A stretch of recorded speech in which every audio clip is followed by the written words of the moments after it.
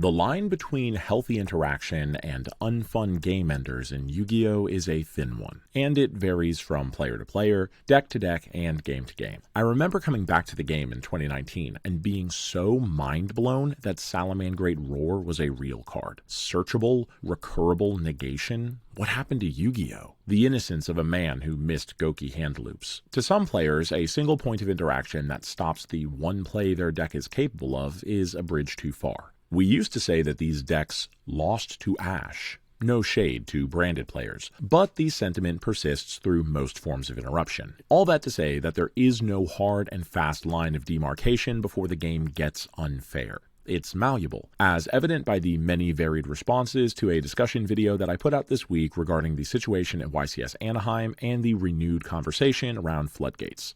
Today, we're going to take a look at some of the comments on that video, address where I think the commenters were right, what I think they missed, and highlight those that raised some interesting points that I didn't consider. The commenters' identities will be hidden, not because we're making fun of anybody, but just out of respect. In the instance of incredibly long comments that I felt made a singular point that I want to highlight, I'll be only taking the section that I want to talk about. If you feel like I've taken you out of context, feel free to call me an idiot. I'm a big boy with big feelings. If you choose to reveal yourself in the comment section of this vid, well, that's on you. Our first comment states, people like to cry boogeyman at D-barrier, but what's waiting outside of it is not pretty either. A Ryziel deck can hand loop you for 3 cards in the course of one combo. So do we kill D-barrier and let these monsters enter? Do we ban every unjust stuff in the game until there is not more to unban? What is unjust? All of these are long-term questions that come with 25 years of baggage. I think at some point, people has to accept that if they want to combo that much, it has to come to a cost, and to me, that cost is what we see now.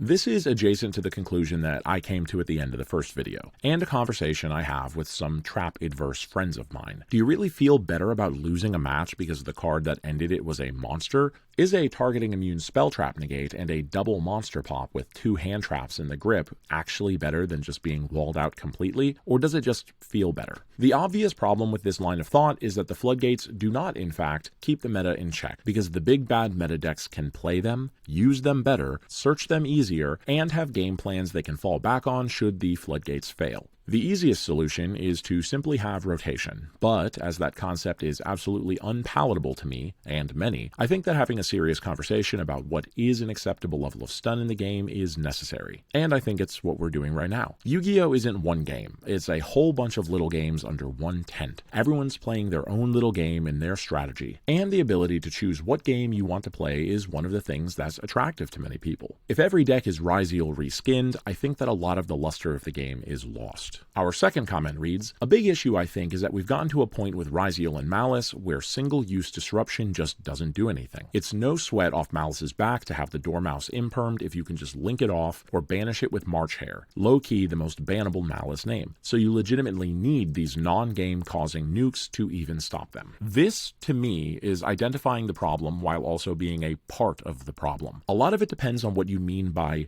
do anything. If by do anything do you mean that your single-use disruption simply ends their turn and then you get to OTK after they pass? If that's the case, then you're basically just advocating for turn-ending Floodgates all over again. If I compulse your normal summon, and that's the extent of your ability to play, it's not functionally dissimilar to a dimensional barrier. I'm talking about the difference between form and function. I hope that's clear. Things can look different, play different, but have similar effects. In my opinion, the purpose of single-point disruption is to force your opponent into suboptimal endboards, punish greedy overextension and playmaking, and enable you to live or play another day. Even in the instance that you mentioned where imperming the Dormouse doesn't do anything, you immediately admit that they're going to have to rely on a second play or an entirely different card in hand in order to continue extending. If you imperm your opponent and they keep playing and make the same end board, it's entirely possible that imperm is a bad matchup against that deck, you impermed at the wrong point, or you're just having an unrealistic expectation that your one card from hand can end their turn. Our third commenter today states, the thing is that Floodgates are really good going first and mostly trash going second. At the YCS on stream day 2, the player going first won 81% of the time. Winning the die roll mattered more than what deck you were playing or even how good you were at the game, as long as you were a day 2 caliber player.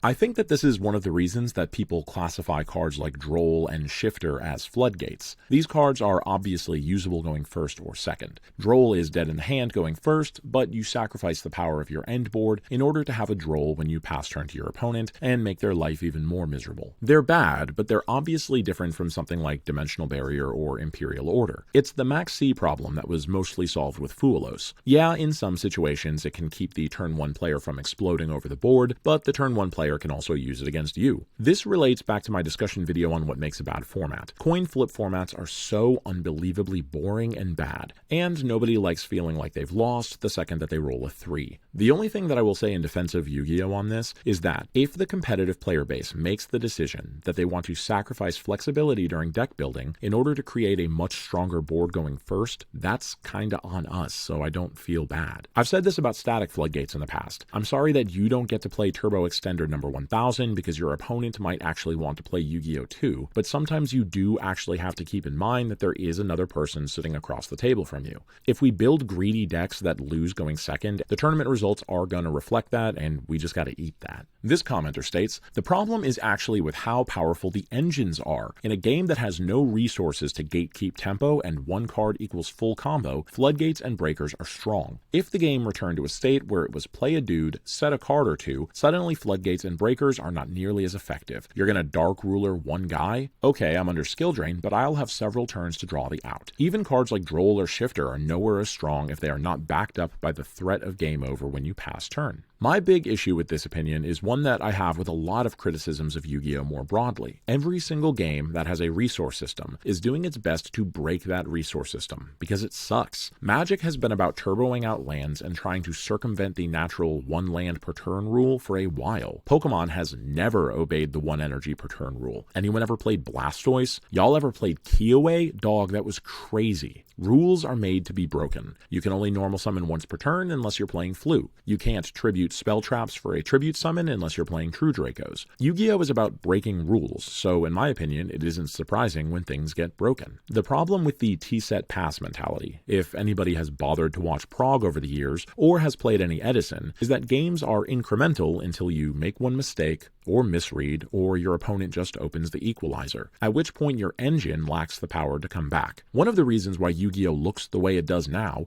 is because the game ending on a mirror force wasn't fun. The end point of this discussion, by the way, is either that Yu-Gi-Oh! Has always sucked, or that Yu-Gi-Oh! Has always been based, and that's entirely up to you. But I don't agree that Dark Rulering one guy back in the day was ineffective. If it means that the boss you spent your entire hand building now dies to fissure or whatever, and now you're left with nothing and you functionally lost, it's a distinction without a difference to me. The last comment that I'd like to read today is, well, let's say I'll be slightly less charitable in my response. It states, I like how you can't see the actual problem of this card. It's not the card itself. It's how easy it is to get to that card. If you have unlimited special summons and unlimited searching, of course you're going to be able to eventually get to the unfair card. So it seems like the actual problem that people should be complaining about is the amount of special summoning that happens, and searching to be able to get to that card. People actually do complain about special summoning a lot. Typically, the people doing this complaining don't actually play Yu-Gi-Oh! And just kind of exist in a time shard exported from roughly 2003 to 2007. Summoning and searching aren't the problem. You can summon and search all day. Spin your wheels for hours like a Ritual Beast player on Adderall. It won't matter if your end board interaction isn't degenerate. Like, the idea that somehow Pot of Duality grab Royal Oppression isn't an issue, but E-Telly grab Zeamin is?